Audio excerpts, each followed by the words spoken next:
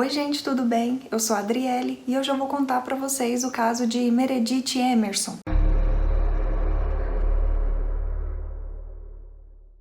Meredith Hope Emerson nasceu no dia 20 de junho de 1983 em Charleston, Carolina do Sul, Estados Unidos.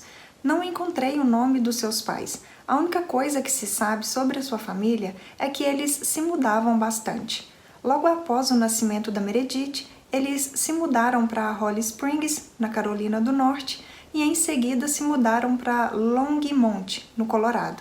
A jovem foi descrita como sendo muito inteligente, educada, carismática e seu hobby era treinar artes marciais.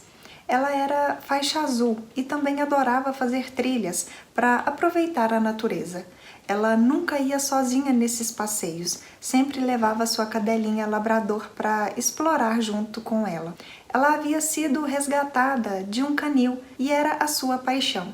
Ela trabalhava como assistente de vendas e em 2005 se formou com honras na Universidade da Geórgia, com um diploma de bacharel em francês. E recebeu o prêmio Cecil Wilcox de excelência em francês. No dia 1º de janeiro de 2008, a Meredith, que a essa altura estava com 24 anos de idade, deixou no quadro de recados do apartamento onde morava, junto com uma colega de nome Júlia, que estava indo fazer uma caminhada com a sua cachorrinha. Mas anoiteceu e a jovem não voltou para sua casa. Até então, a sua colega de apartamento não se preocupou, porque a caminhada poderia ter sido longa e a Meredith poderia ter ido passar a noite na casa de uma outra colega. Porém, no dia seguinte, a Meredith teria que ir trabalhar e era costume ela ir até o quarto da sua amiga, da Júlia, deixar a sua cachorrinha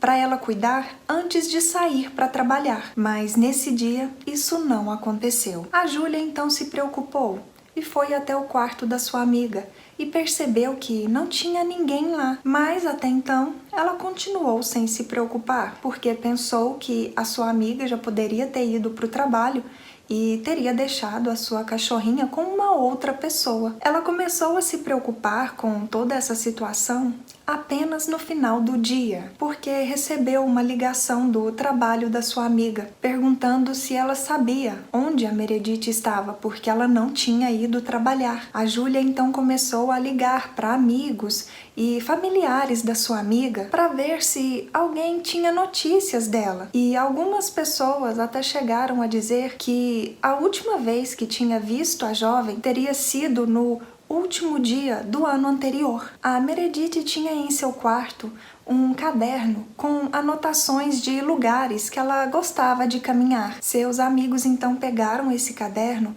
e se dividiram para procurar ela nesses lugares. Algumas horas depois, uma das pessoas que estava envolvida nessas buscas ligou para a Júlia e disse que tinha encontrado o carro da Meredith coberto por neve no início da Montanha de Sangue, na Geórgia. Todas essas pessoas que estavam envolvidas nessa busca se juntaram nesse lugar para procurarem apenas lá, porque logo anoiteceria. E se a jovem estivesse perdida ou machucada, não conseguiria sobreviver devido às baixas temperaturas que fazia no lugar na época. Após alguns minutos que essa busca estava acontecendo nessa montanha, encontraram uma garrafa de água e biscoitos para cães. Esses biscoitos eram da mesma marca que a Meredith dava à sua cadelinha. Também encontraram um bastão de polícia e, estranhamente, o lugar onde esses objetos foram encontrados estava com o solo baixo, algumas marcas nas árvores e mato arrancado, dando a entender que uma luta tinha acontecido ali. Nesse momento, os policiais foram chamados e eles decidiram montar uma pequena base no fundo dessa montanha, na intenção de falarem com todas as pessoas que passassem por lá para ver se eles tinham visto a jovem desaparecida ou uma outra pessoa agindo de forma suspeita. E essa estratégia deu certo, porque algumas pessoas relataram ter visto uma jovem com um cachorro preto. Algumas dessas pessoas disseram que tinham visto a jovem conversando com um homem mais velho do que ela. E esse homem também tinha um cachorro, só que da cor marrom. Esse homem foi descrito como tendo entre 50 e 60 anos de idade e ele também era careca. Uma outra testemunha também chegou a dizer que tinha visto esse homem saindo de uma van branca naquela manhã. Os policiais então decidiram fazer um apelo público procurando um homem com essas descrições que tivesse uma van branca e um cachorro marrom. Também criaram uma linha telefônica específica apenas para receber informações sobre esse caso, porque todos queriam encontrar a jovem o mais rápido possível,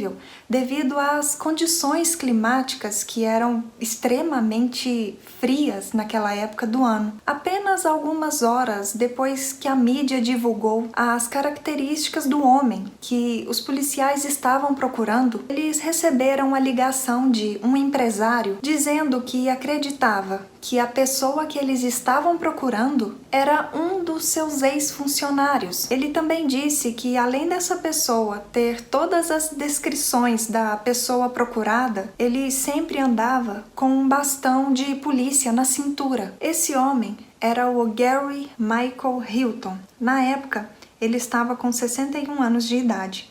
Como ele tinha carteira de motorista, seu registro estava no sistema da polícia e foi assim que os policiais conseguiram uma foto dele. Essa foto foi enviada para as emissoras de TV para que fossem divulgada a imagem do suspeito em todos os noticiários. Essa não é uma estratégia muito utilizada pela polícia, pois o suspeito pode ver que está sendo procurado e conseguir um disfarce para fugir. Mas nesse caso em específico, essa estratégia deu certo. E no dia 4 de janeiro de 2008, 3 dias após a Meredith ter sido vista pela última vez, uma pessoa ligou para a polícia após ver as notícias na TV para dizer que tinha visto o suspeito limpando sua van em um posto de gasolina. Rapidamente, os policiais foram até esse lugar e conseguiram prender o Gary antes que ele pudesse terminar de limpar a sua van. Ela foi apreendida e coletaram algo dela que parecia ser sangue. Após alguns testes, foi confirmado que esse sangue era o da Meredith. O Gary então foi preso, acusado de ter tirado a vida dela. Sem muitos rodeios, ele confessou que, no dia em que a jovem desapareceu, ele a avistou com a sua cadela na montanha. Ele acreditou que, por ela ser uma mulher, não revidaria e, por isso, a atacou com uma faca de estilo militar. Porém, ela usou seu conhecimento em artes marciais para lutar, para se salvar. Mas, mesmo lutando com toda a sua garra, o Gary conseguiu imobilizá-la. Ele bateu nela com tanta força que chegou a quebrar a sua mão. Ele então exigiu o cartão do caixa eletrônico dela. Ela não queria entregar esse cartão. Mas o Gary a acalmou, dizendo que se ela entregasse, não faria nenhum mal a ela nem à sua cachorrinha. Ela acabou cedendo e entregou o cartão para ele. Mas mesmo assim, o Gary não a soltou. Pelo contrário, ele a arrastou até a sua van. Ele iria levar ela até um caixa eletrônico, porque ele queria ter certeza que a senha do cartão que a Meredith tinha passado para ele era correta.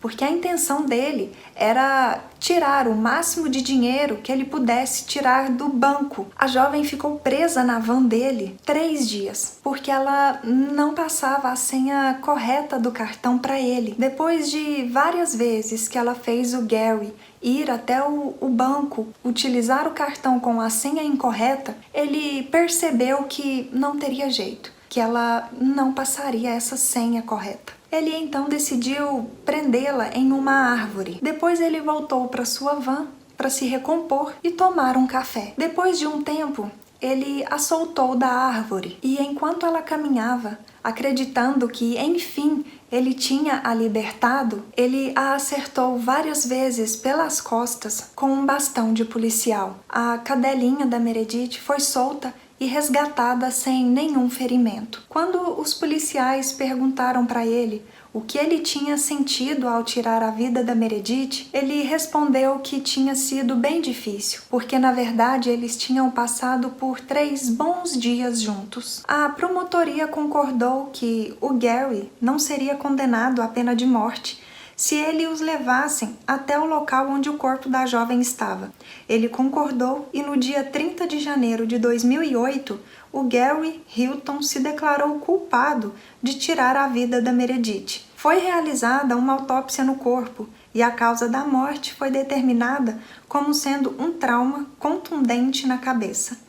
O Gary foi condenado à prisão perpétua, com possibilidade de liberdade condicional em 30 anos. Posteriormente, foi vinculado em sua sentença 3 assassinatos adicionais, crimes que tinham acontecido em outubro de 2007, do casal de idosos John e Irene Brint, da Carolina do Norte, e o assassinato em dezembro de 2007 da enfermeira Cherry Dunlap, de 46 anos de idade, na Flórida. Em 2001, ele foi julgado por ter tirado a vida da Cherry e foi condenado à morte.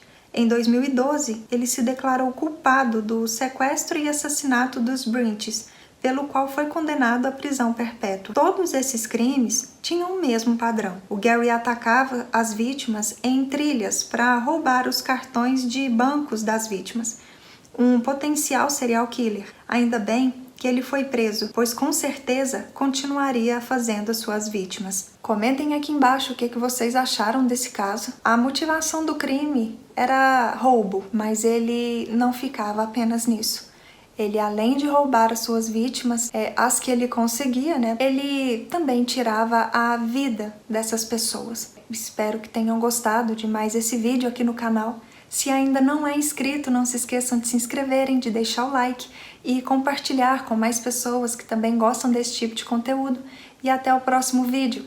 Tchau!